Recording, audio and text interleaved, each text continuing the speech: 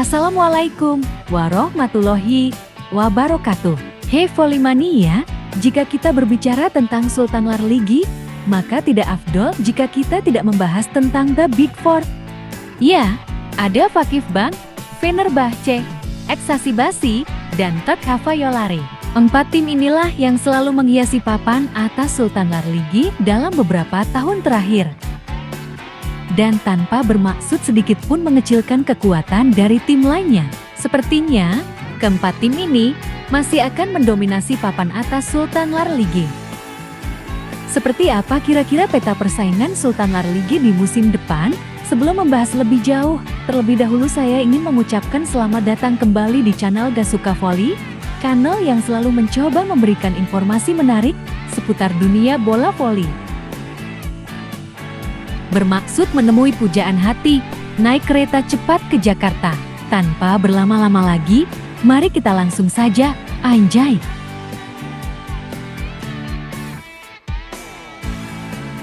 Tim pertama yang akan kita bahas adalah sang juara bertahan Sultan Larligi musim lalu, Fenerbahce. Dan sepertinya Fenerbahce lebih dari sekedar serius untuk mempertahankan gelar juara mereka. Zoran Terzic di Depak. Kemudian mereka mendatangkan pelatih bertangan dingin berpaspor Italia, Stefano Lavarini. Fenerbahce pun tak segan-segan untuk menggelontorkan dana banyak di bursa transfer. Tim biru kuning mendatangkan opposite jangkung asal Polandia, Magdalena Stysiak dari Ferrovoli Milano. Rasa-rasanya, ini lebih dari cukup untuk menggantikan posisi Anna Lazareva yang musim depan sudah tak lagi berada di Burhanfelek Volleyball Salonu. Dan untuk menambal lubang yang ditinggalkan oleh Makris Carneiro di posisi setter, mereka mendatangkan setter tim nasional Serbia, Bojana Derka dari Leningrad Saint Petersburg. Fenerbahce cukup tepat dan cermat dalam membelanjakan dana segar mereka. Pemain baru lain yang bergabung diantaranya ada Germain, pemain berposisi outside hitter yang didatangkan dari Türk Hava Yolları.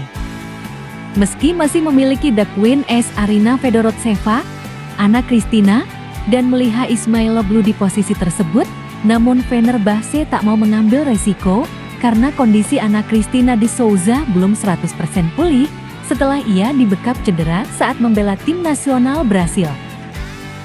Tambahan kekuatan lainnya ada di posisi middle blocker untuk menggantikan Kristina Vukova. Manajemen Fenerbahce mendatangkan pemain asal Rusia Irina Fetisova dari Dinamo Moskow. Dengan kekuatan yang dimiliki sekarang, bukan tidak mungkin Fenerbahce akan kembali mempertahankan dan mengunci gelar juara Sultan Larligi di musim depan. Bagaimana tidak? Ketika seorang Melissa Vargas akan dilapis oleh pemain sekelas Magdalena Stysiak, Anna Kristina de Souza dan Arina Fedorotseva dilapis oleh pemain seperti Ada Germain dan Meliha Dikan, kedalaman skuad yang sangat bagus.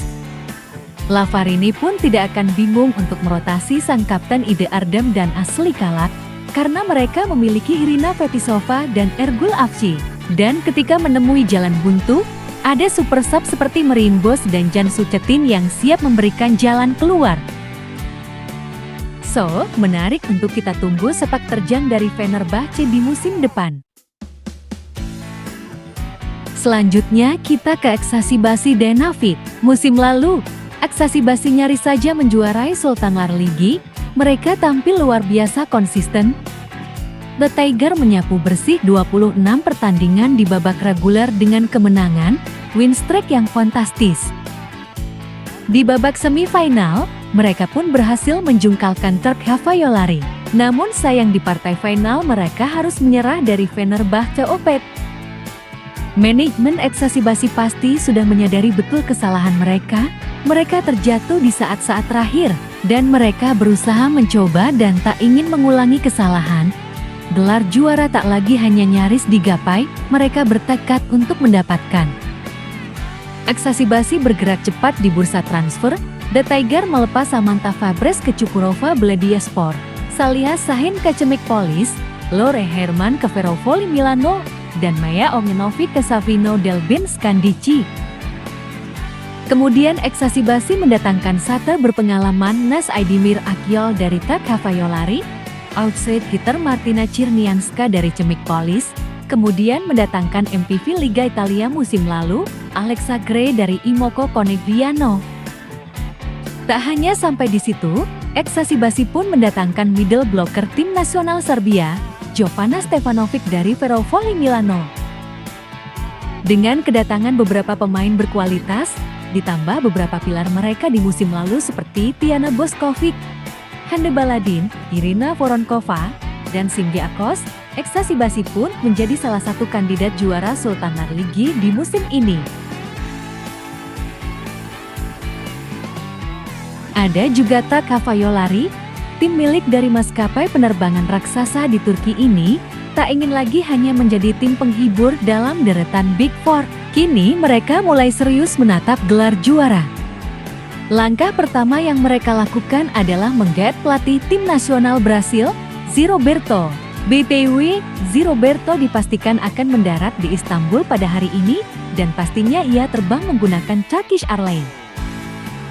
Setelah berhasil mendapatkan Ziroberto, kemudian THY langsung shopping pemain, sebagian besar merupakan rekomendasi dari sang pelatih.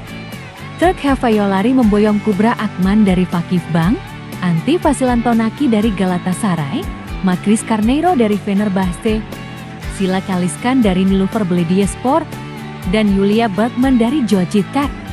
THY juga mendatangkan Rimanose dari Denso Eribis, Deryagut dari Istanbul Büyükşehir, dan Diana Duarte dari Barueri Volleyball Club.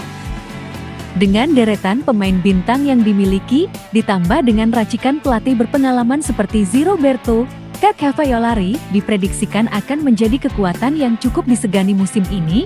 Kita tunggu saja perjalanan mereka. Bisakah Turkish Airlines terbang lebih tinggi dari biasanya?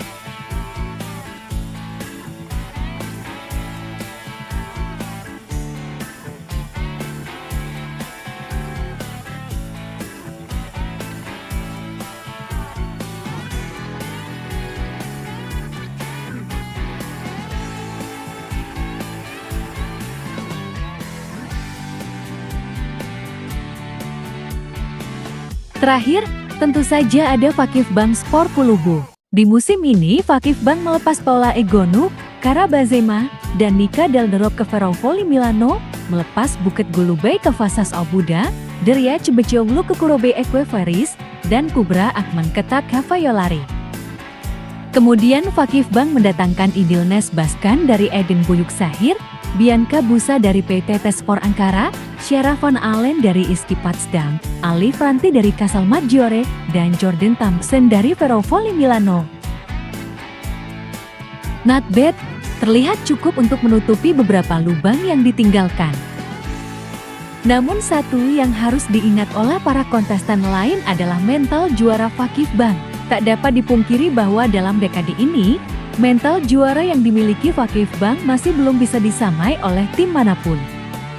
Mental juara yang menyelamatkan mereka di musim lalu, hingga akhirnya bisa merengkuh gelar, fighting spirit, determination, champions mentality. Sejatinya di awal musim lalu, Vakifbank terlihat kesulitan. Kalah di Turkey Super Cup di tangan Fenerbahce, jalan mereka di babak reguler Sultanar Ligi pun terjal. Namun lambat laun mereka berhasil bangkit. Meski gagal mempertahankan gelar juara Sultanar Ligi, namun Vakifbank berhasil back-to-back juara di Turkish Cup dan Liga Champions Eropa. So, dengan berbagai faktor, jelas Vakifbank masih layak untuk menjadi salah satu kandidat kuat dalam perebutan gelar juara Sultanar Ligi.